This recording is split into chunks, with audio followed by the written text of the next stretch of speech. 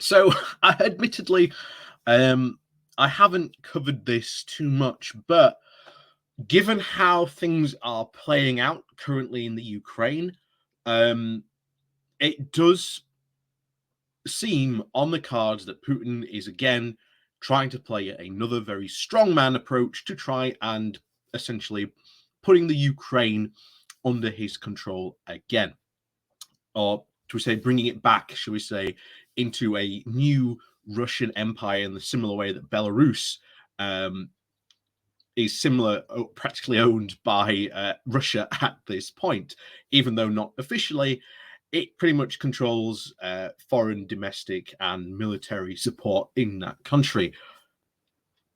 And of course, during the pandemic, a lot of the world's eyes have been turned away from the situations going on in places like Myanmar, Belarus, and Russia, where we have seen, again, these very strong authoritarian dictators, for pretty much a word, have been using their powers to silence a lot of their critics. Some maybe never seen again, but that's how dictators work, unfortunately. So there's very little, obviously, that I feel that I can really do or influence this, but I think bringing it to people's attention, at least bringing the information out there, at least people know what's going on in the current situation. I'd be very interested in hearing from anyone in the Ukraine who might have information. Again, comment down below. I'd be very interested in hearing your views on this. But as always, before we go jumping into this article, please do remember to hit that like, share, and subscribe button. Like I say, it helps out the channel. And of course, down below, there are links to my Patreon page and a one-off donation link called Buy Me Coffee, where you can, well, buy me coffee as well. So thank you very much to all those people who do support the channel that way. So on with the article. So this comes from the Yorkshire Bylines. The title is Putin Preparing for War? While the attention of the world has been rightly focused on dealing with the pandemic, and some of its leaders in the non-democratic camp have been using this as an opportunity to suppress dissent and reinforce their repressive regimes, Myanmar, Belarus, and Russia, for example, have all succeeded in locking up their most prominent critics with very minimum outcry from the world opinion, simply because those looking out for the interests of Aung San, Sun Kyi, Talnivostik, Barako, and Navalny have all been far more concerned with the chaos and misery caused by COVID. As we are continuing to try and silence dissent by throwing his critics into prison and closing down independent media and human rights organizations such as Memorial, Vladimir Putin has been fanning the flames of war by building up around 100,000 troops along with tanks, artillery, ballistic missiles close to the Ukrainian border and the self-proclaimed Donetsk People's Republic and Lushanka People's Republic. These are administrated by the ultra-nationalist pro-Russian rebels and clandestinely supplied by the with Russian weapons and military personnel under the guise of volunteers. Having annexed Crimea back in 2014 to the horror of the international community, Putin appears to want to try and incorporate yet more territory into the Russian Federation. The question is that no one but Putin can actually present the answers are how much and for what specific purposes. The incorporation of Crimea into Russia has been costly, in that the peninsula has had to be supplied with utilities from Russia rather than Ukraine, and it was because of it's logistically easier to supply the peninsula with water, power, and food from Ukraine rather than Russia. Then Khrushchev transferred the area to the Ukraine back in 1954. Russia has had to invest heavily in new infrastructure, and not all the problems have been successfully solved. For Crimea to guarantee water supplies, it would be necessary for Russia to control the Ukrainian territory that supplies them. Thus, Putin's principal aim is to take enough territory to try and secure these supplies. The second aim, of course, would be to incorporate more of the eastern Ukraine into the Russian Federation under the pretext of protecting the Russias from encirclement by NATO and liberating the Russian speakers from the perceived discrimination by the Ukrainian authorities. In Putin's worldview, on the other hand, the forced Russification of the Ukrainians in Crimea is the already occupied territories in Donetsk and Luhansk regions is apparently acceptable.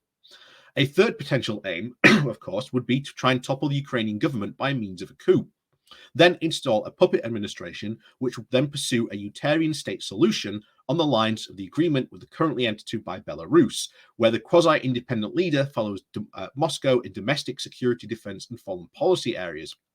Essentially, this would mean the re-establishment of the Slavic part of the Soviet Union, or rather the Russian Empire, since communism is no longer the ideology of the Russian government. Conquering and occupying the whole of the Ukraine by force would be impractical, as the Ukrainians are very patriotic and would resist and embark on guerrilla warfare, inflicting military and economic losses on the whole of the state for years to come. It has to be remembered, of course, that more than 30 years have passed since the collapse of the USSR, and that no one under 40 has more than a very sketchy memory of living under that regime. And of course, with every passing day, the number of people who remember it or have any loyalty or an affection for it as a concept is reduced, a process that is rapidly accelerating due to the high incidence of the COVID-related deaths. According to the Worldometer, by the 21st of December, Russia lost over 200,000 citizens to the virus, and Ukraine just 93,000.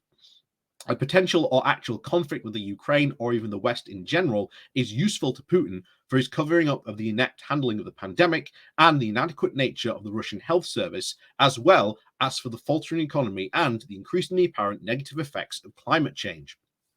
Putin seems to be actively trying to promote a conflict with the West in general to try and pursuing a false narrative of encirclement by NATO. Last week in Moscow, Russia handed the US asset the ordofums that it claims will lower the tensions in Europe, providing Russia with security guarantees. These include a ban on Ukrainian membership of NATO and the removal of troops and weapons deployed to countries which joined the alliance after 1997. Such demands are, of course, an attempt to try and reinvent the concept of major powers with spheres of influence to try and deny countries such as Latvia, Lithuania, Estonia, and Poland, as well as the Ukraine, with a right to self-determination. As such, these are clearly unacceptable to the West and have already been ruled out. White House Press Secretary Jan Van Plasky informed reporters that there will be no talks on European security without our European allies and partners. NATO's General Secretary, Jens Stoltenberg, has also ruled out a ban on Ukrainian entering the alliance, given that Putin is already, in effect, blocking this happening by occupying Crimea and creating a frozen conflict. It is very clear that Putin's demands are a very deliberate provocation and an attempt to try and raise rather than de-escalate the tensions. On the 21st of December, Putin reiterated his position as in a very belligerent speech to the military commanders, in which he blamed the West for rising tensions by turning Ukraine against Russia. He also raised these issues in a telephone conversation with the new German Chancellor, Olaf Scholz. So Putin now may be risking to try and, Putin might now be seeking to try and capitalize on these perceived weakness on the part of the Western governments. He may see Biden as weak about defending human rights, given his abandoning of Afghanistan to the Taliban.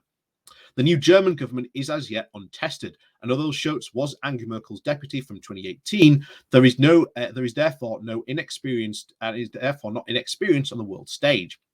It is he who can play either one of the strongest hands in defending the status quo by cancelling the Nord Stream 2 gas pipeline from Russia to Germany, thus depriving Russia of a major source of revenue. The presence of the Greens in the German coalition will be in any case to try and hasten Germany's transfer to the environmental friendly energy sources and away from dependence on Russian gas. Putin, now 69 and in power since the start of the century, may feel like he has to try and take advantage of the current world uncertainties if he wants to have any chance of re-establishing Russian hegemony as part of its former territories. It is important that the West shows a very united front and stands up to Putin's demands and these bullying tactics. This is not an ideological conflict, but rather a moral one about human rights and national sovereignty, which the West cannot afford to lose. So, obviously, this is, I think, a very dangerous situation. This is very clearly being provoked by Putin as essentially to try and gain, again, essentially spheres of influence. He wants, obviously, the Baltic states, Poland and Ukraine, essentially out of NATO so that they can essentially expand their sphere of influence, that basically, for de facto control, they have control over these countries. The West simply cannot allow that as a moral standing point. Simply just cannot allow it. So hopefully this will be resolved in the future. Hopefully we'll see maybe Putin back down. I very much doubt there will be a revolution in Russia, but you never know. Like I say, any, shall we say, response in Russia is going to be put down hard. Hopefully Putin will be, shall we say, removed in a far more peaceful manner. But again, we can only somewhat live in hope to those statements. But of course, as always, thank you very much for watching. I hope you've enjoyed this new presentation style I'm trying. Like I say, let me know which ones you're preferring, and I'll that's probably the one we'll keep. But of course, please do remember to hit that like, share, and subscribe button on your way out. And of course, down below there are links to my Patreon page or the one-off donation link called Buy Me Coffee, where you can buy me coffee. And as always, thank you very much for those who support the channel. And of course, we'll see you all next time.